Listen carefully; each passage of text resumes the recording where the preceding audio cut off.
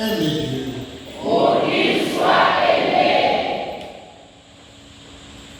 Chers prêtres, diacres, religieux, religieuses, chers chrétiens, et chers vous tous qui nous suivez par ces moyens modernes, comme nous l'avons entendu l'année dernière, les prêtres avaient pris comme thème que votre unité soit parfaite. Et aujourd'hui, que votre charité se fasse inventive.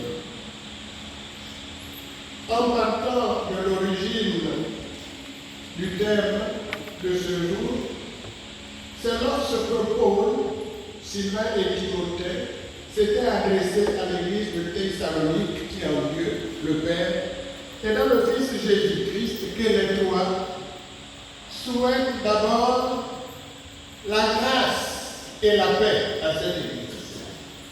Une église belle que Paul aimait bien. Et ils affirment, à tout moment, nous rendons grâce à Dieu au sujet de vous tous, en faisant mémoire de vous dans nos prières. Ensuite, ils donnent la raison de leur action de grâce. Sans cesse, nous nous souvenons de votre foi active.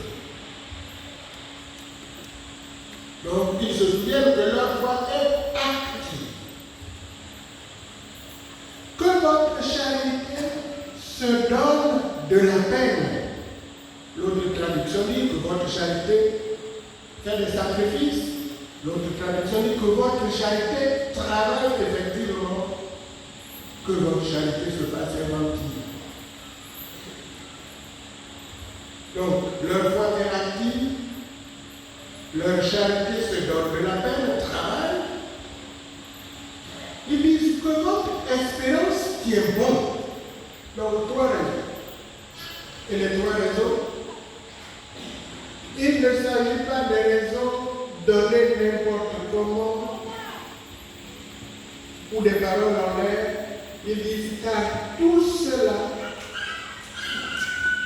en notre Seigneur Jésus-Christ, en présence de Dieu notre Père. Ça veut dire, quand on embrasse, la foi des Thessaloniciens est effectivement active, que leur charité se donne réellement de la peine et que leur espérance tient bon. Et il conclut. Nous le savons car, bien-aimés de Dieu, vous avez été choisis par Dieu. Donc, action de grâce.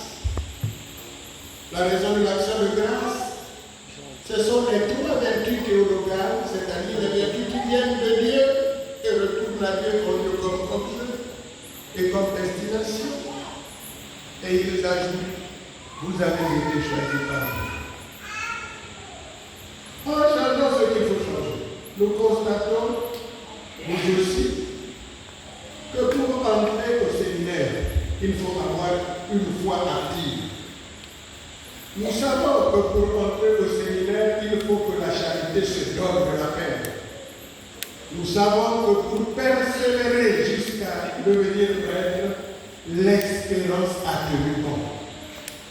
Et bien sûr, il ne s'agit pas d'une activité faite en l'air, il s'agit d'une activité faite en notre Seigneur Jésus-Christ et en présence de Dieu notre Père. Pourquoi? Comme pour les Thessaloniciens, vous avez été choisis par Dieu. Alors, chers prêtres, si les paroles de Paul, Sylvain et Timothée adressées aux Thessaloniciens s'adressent aussi à vous, l'évangile que nous avons entendu commence par la foi. Croyez en moi, croyez en le Seigneur. Et l'organisation de vos journées ont comme seul but rendre opérante, rendre effective, rendre éclatante cette charité. votre rencontre de ces jours, vous avez choisi de vous apaisantir effectivement sur la charité. Et comme vous le savez, selon l'apôtre Paul, c'est la plus grande des trois vertus théologales. Il dit, ce qui demeure aujourd'hui, c'est la foi, l'espérance et la charité. Mais la plus grande des trois, c'est la charité. Que votre charité se donne de la même. Que votre charité soit le labeur de votre foi. Que ça soit au sacrifice de votre foi, votre charité. Que votre charité se fasse inventive. La charité, on ne se demande pas. Elle est don de Dieu. Elle a pour source Dieu. Pour finalité Dieu lui-même. Et comme don de Dieu, la charité vous a été donnée à vous prêtres et à vous chrétiens et chrétiennes par la grâce du baptême, confirmée par la chrismation et renouvelée chaque jour par l'Eucharistie et pour vous prêtres, renforcée par l'ordination et diaconat et sacerdotal. Cette charité est donc supposée déjà présente en chacun de vous et n'attend qu'à se déployer.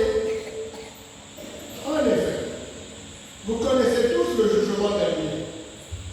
Comment Dieu jugerait-il des gens ayant comme critère la charité qu'il n'aurait pas au préalable donné? On ne peut pas demander à quelqu'un qui a peur de le voir. On ne peut pas demander à quelqu'un qui n'a pas besoin de mâcher des choses. Donc si Dieu nous demande la charité comme jugement dernier, c'est parce que lui-même nous a déjà donné la charité. Attention. La charité, pour le dire par terme simple, ce n'est pas des choses que nous faisons pour notre bon plaisir.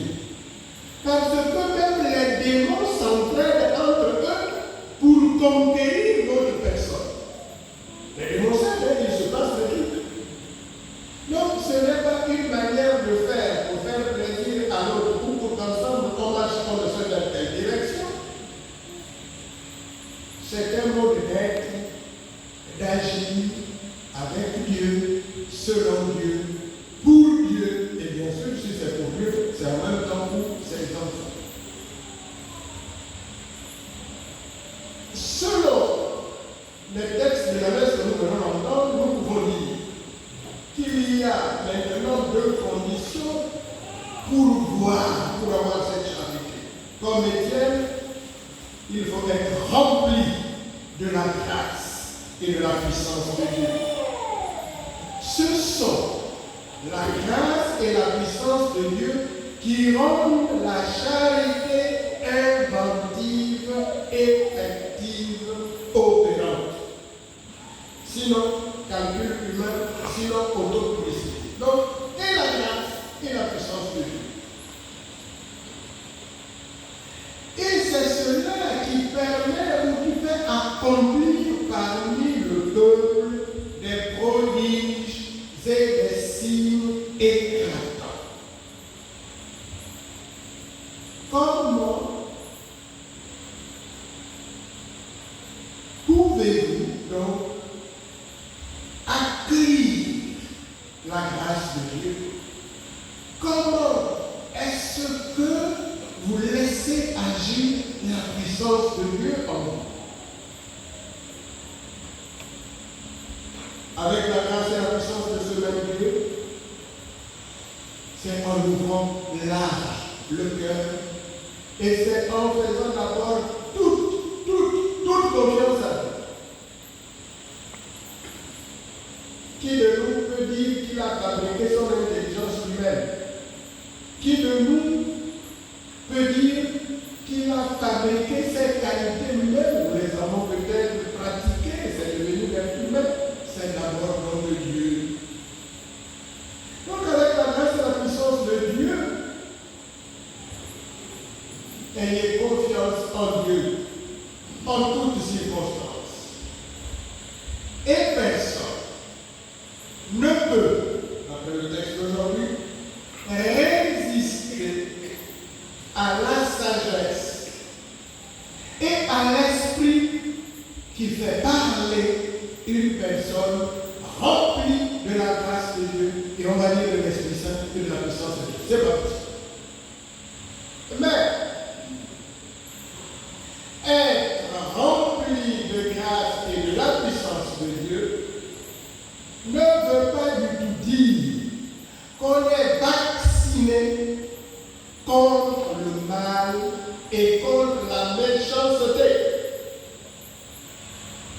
Que votre charité se fasse inventer. Comme pour Étienne, et face à Étienne, qui avait déjà certaines qualités, ils soudoyèrent les hommes pour qu'ils disent, nous l'avons entendu prononcer des paroles blasphématoires contre Moïse et contre Dieu. Donc contre ceux qu'ils avaient le plus cher.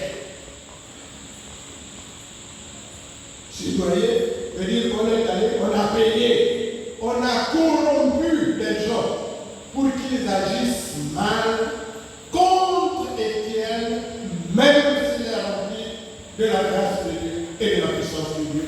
Et malgré les signes que eux-mêmes voyaient, ils ne s'arrêtent pas. Ils soudoient et ils amenèrent le peuple, les anciens esprits, et c'est quand Étienne à l'improviste, ils l'amenèrent devant le grand conseil. Donc, charité, qu'elle se fasse inventer. Mais, toujours savoir qu'on n'est pas vacciné contre la méchanceté et contre le mal. Soudoyés, ameutés, ils ne sont pas arrêtés là. Troisième stade, ils produisirent le faux témoin qui disait: cet individu ne cesse de proférer des paroles contre le saint et contre la loi. Écoutez bien. Nous l'avons entendu affirmer que ce Jésus de Nazareth détruirait le lieu saint et changerait les coutumes que Moïse nous a transmises. Un petit mot sur le faux témoignage.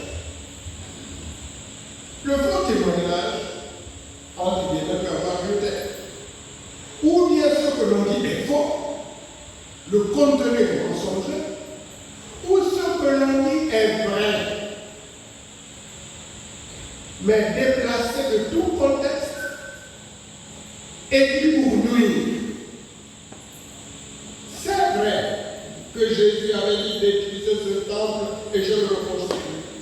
C'est vrai que Jésus avait dit, Moïse vous a dit, mais moi je vous dis, pour perfectionner. C'est vrai que Jésus l'a dit. Mais aujourd'hui, en dehors de tout contexte, on place ces paroles dans la bouche d'Étienne. Le Nazaréen détruirait ce lieu saint et changerait la coutume que Moïse nous a transmise. Et pour vous prêtres, et pour vous chrétiens, qu'il me soit permis de vous donner une illustration par ce que nous entendons.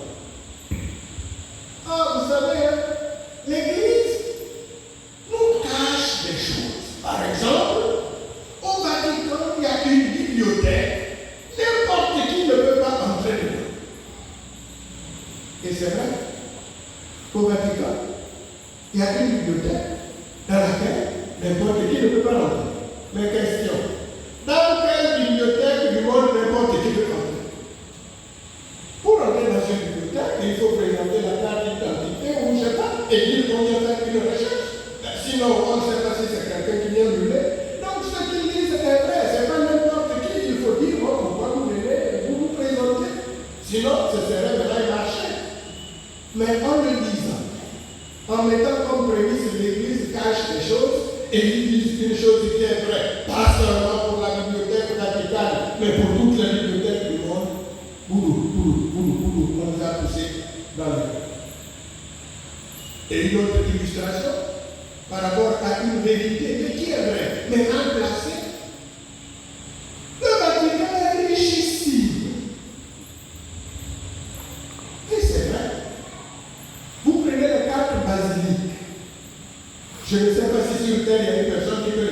critères, si on les évalue. Mais c'est une richesse qui ne peut pas rentrer dans la poche. Vous prenez les musées du Vatican, c'est des choses millénaires et tout. Et si je prends le cas de cette cathédrale, j'avais jeté là-haut, on avait dit que c'était peut-être 1,3 milliard. Mais je n'ai pas ça. Donc, une richesse, c'est vrai qu'elle est là, mais dite d'une certaine manière juste pour amener les enfants dans le coup. Voilà, un faux témoignage. Le contenu est vrai, mais placé en dépit de tout bon sens et dans le niveau. Et pour clore cette parenthèse, vous comprenez, vous formez une équipe pour marquer le but. Le but, c'est votre propre entrée au ciel. Le but, c'est l'entrée au ciel de tous vos confrères, l'entrée au ciel de tous vos chrétiens. Mais si on ouvre la bouche pour dire une chose qui est fausse, seulement il faut avoir de sérieux problèmes pour inventer de nouvelles choses. Mais même si on dit des choses qui sont vraies sur une personne en dépit de tout bon sens et hors contexte, vous avez porté un témoignage.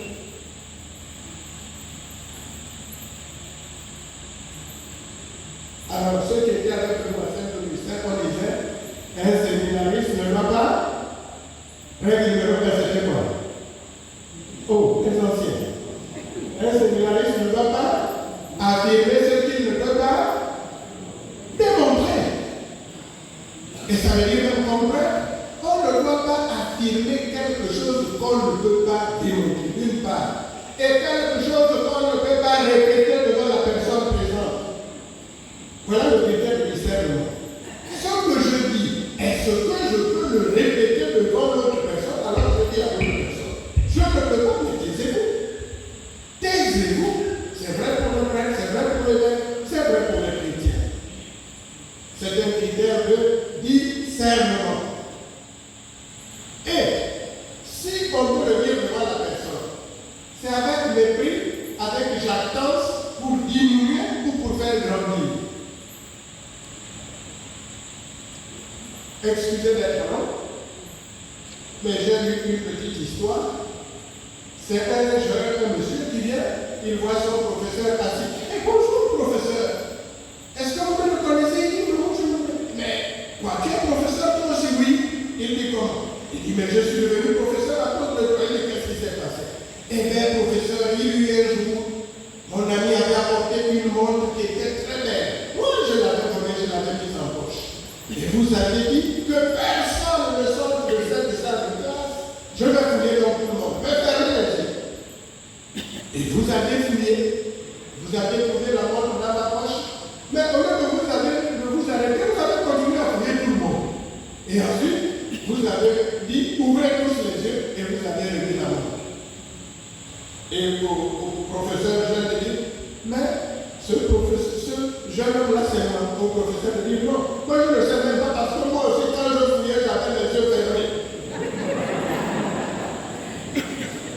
Il voulait récupérer la montre, coûte que coûte, sans humilier personne. Et même s'il avait, je ne sais pas s'il mentait dans l'histoire, mais voilà comment il a sauvé une personne. Et grâce à ce comportement, cet élève devint lui aussi professeur. Parce qu'il ne s'était pas senti humilié, mais considéré tout en rétablissant la justice, c'est-à-dire remettre la montre sans montre. Ce n'était pas qu'on lui a dit garde la montre très gentiment, non, la montre fut prise. Parenthèse fermée. C'est pour dire qu'il ne suffit pas de dire la vérité, encore faut-il que cette vérité serve.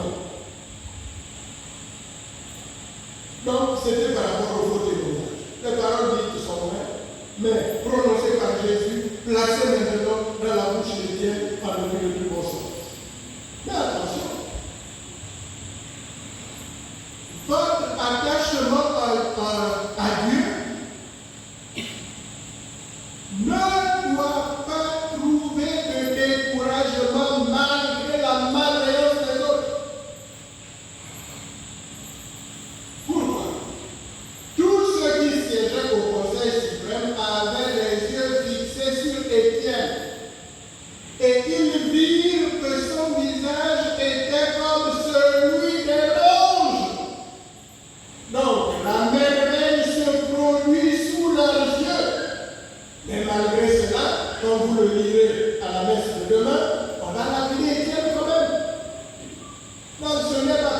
qu'il était plein de grâce et plein de puissance, que sa charité, pardon, était inventive, qu'il était blindé contre le sous-boiement, contre la médisance, contre tous les maux, et bien sûr jusqu'à vous. Que votre charité se fasse inventive. Comment résister? Comment échapper à la décrépitude, à l'édulcoration ou au flétrissement de la charité? La réponse est donnée par le psalmiste. Lorsque les gens accusent ton serviteur, et quand ici c'est tout le monde, parce que même un petit enfant dit notre Père, il est vivant. Que fait le psalmiste? Lorsque les gens accusent ton serviteur, je médite sur tes ordres. C'est-à-dire que le psalmiste médite sur les paroles du Seigneur. Maintenant, vous prêts, toi et moi qui parle, vous les chrétiens, combien de fois, quelle que soit la situation, quelles que soient vraiment les choses qui n'ont ni queue ni tête, qu'on va dire sur vous, vous allez dire Seigneur, on t'aime, Seigneur, je regrette mon esprit. Non, c'est ah oui, non, moi, toi c'est qui? Jésus a suivi l'affaire. Toi c'est qui? Saint-Étienne, plein de grâce, rempli de puissance, voilà ce qu'il a suivi. Alors la réponse, doucement, doucement, lorsque on se sent méprisé, rejeté, écrasé, mangé, je médite la parole du Seigneur. Et il dit, je trouve mon plaisir en telles exigences, ce sont elles qui me conseillent. Et un autre passage dit, fais du Seigneur tes délices et il comblera les désirs de ton cœur. À la lumière de cela, méditez la première lecture de le matin. C'est qu'il voit le ciel vert, il contemple Dieu au moment où on le lapide. Ses yeux sont tellement rivés vers la parole qu'il méprise même les cailloux qui le touchent. J'énumère, donc il faut se confier à Dieu. Et il dit, j'énumère mes voies. Tu me réponds. Apprends-moi tes commandements.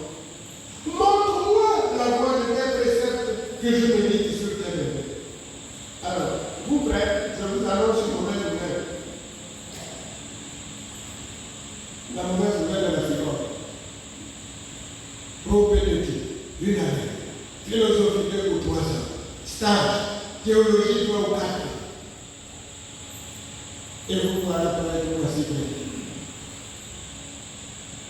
Un prêtre, un autre, qui est votre conseiller spirituel, il est possible qu'il tente de comprendre ce qui peut vous arriver, surtout s'il a le don du discernement.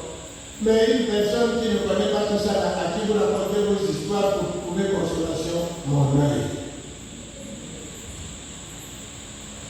Pour bien jouer au football, vous voyez qu'un footballeur va demander à un basketteur. Vous connaissez les footballeurs en principe. Je ne vais pas citer leur nom pour ne pas faire la publicité. Vous croyez qu'un grand footballeur que vous connaissez va demander conseil à un grand basketteur pour jouer au basket, au football? Peut-être. Alors, apprenez à grandir, comme vous l'avez dit l'année dernière, dans l'unité. Et l'unité ne suppose pas que l'on soit tous pareils. Il n'y a aucun beau jardin au monde, aucune brousse au monde qui n'a que les arbres de la même qualité. Mais chaque arbre joue son rôle. Dans la rivière, les poissons sont différents. Chaque poisson joue son rôle. Donc, vous avez tous des qualités. Donc, cultivez vos qualités et vous serez utile à toute la communauté, mais surtout, si l'autre a des épines, n'enlevez pas ces épines. C'est peut-être pour vous protéger contre les boutons. On prend les arbres qui ont les épines pour mettre contre la maison. Parce que quand les boutons viennent se frotter, ils ne peuvent plus se frotter. Paul avait des maisons en terre battue. Donc quand vous mettez ça, il sert aussi. Quand on va couper, on va mettre. Mais c'est pas pour aller se frotter contre lui.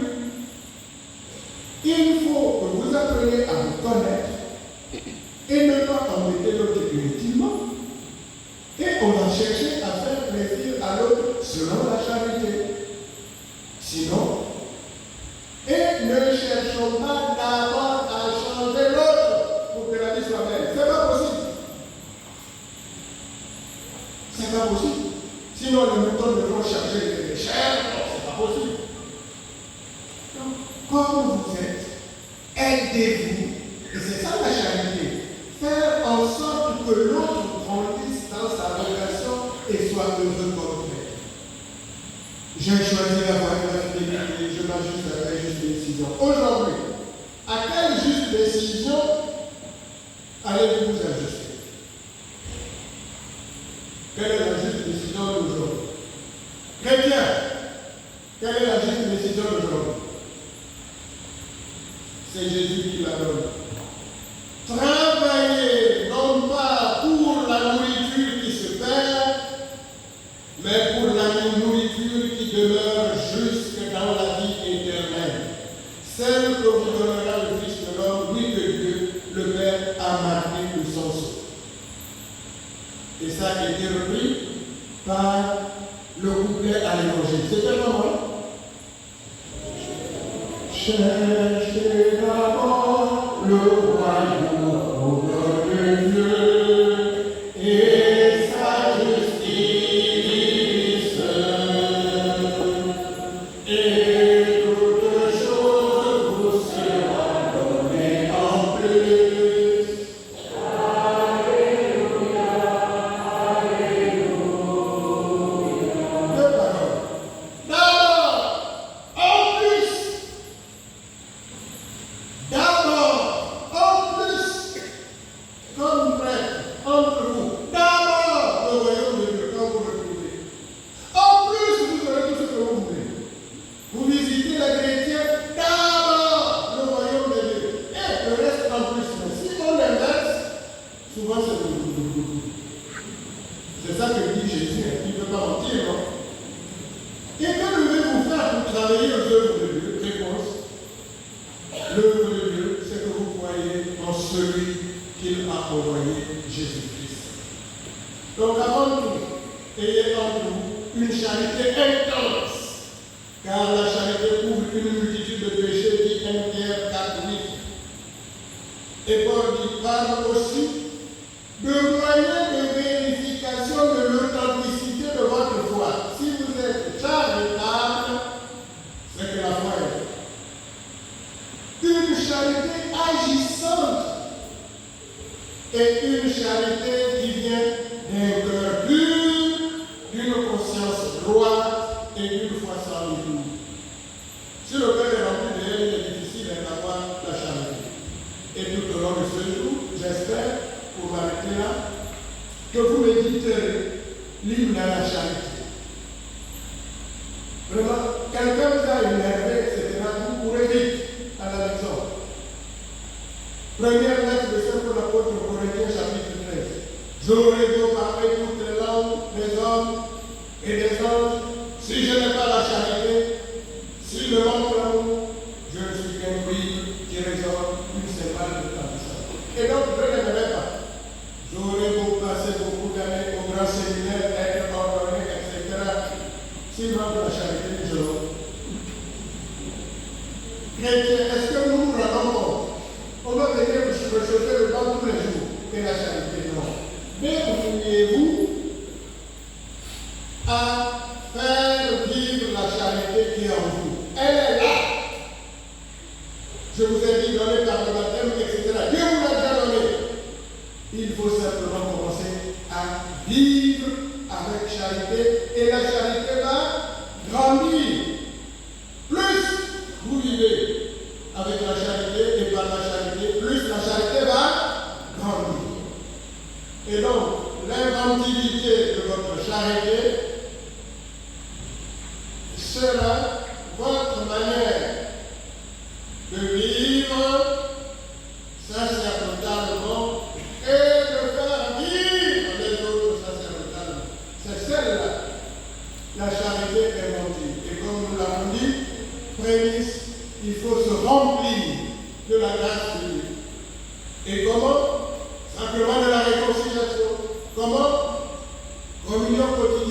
Comment? Méditation quotidienne. Comment? Le premier, vous le connaissez. Et c'est un trésor immense. Un trésor. Faites de l'Éternel vos délices par une proximité à lui, par sa parole, par son corps mangé, adoré et distribué. Ainsi, vous serez heureux. Ne vous posez pas d'abord la question matérielle. D'abord, question spirituelle, le matériel viendra. En plus, c'est pas moi qui le dis, c'est Jésus. Seigneur, tu nous connais tous. Tu connais nos qualités, tu connais nos défauts. Par cette rencontre, nous te demandons de venir ce que tu as toi-même choisi, en qui tu as ensemencé la foi, l'espérance et surtout la charité, et fait en sorte que l'on puisse dire: oh, regardez comme il s'aime. Bon, conclusion. Vous voyez ma main? Est-ce que vous voyez ma main? Alors, il y a un qui filme là-bas. Je lui pointe un doigt. Vous voyez, non? Un seul doigt, un vers lui. Combien de doigts sont vers moi? 3. 3. Le quatrième, on ne sait pas où il va. Donc, il faudrait retenir que quand nous parlons de charité à la troisième personne, 3 fois moins de charité, nous attribuons. Parce que quand on parle mal d'une personne, c'est au point. Mais il y a 3 vers nous. 16 anges gardiens, la cour céleste, le Père, le Fils et le Saint-Esprit qui ne sont pas contents. C'est beaucoup, hein? Un seul doigt, 3 contre lui-même. Apprenons-le. Un seul doigt, 3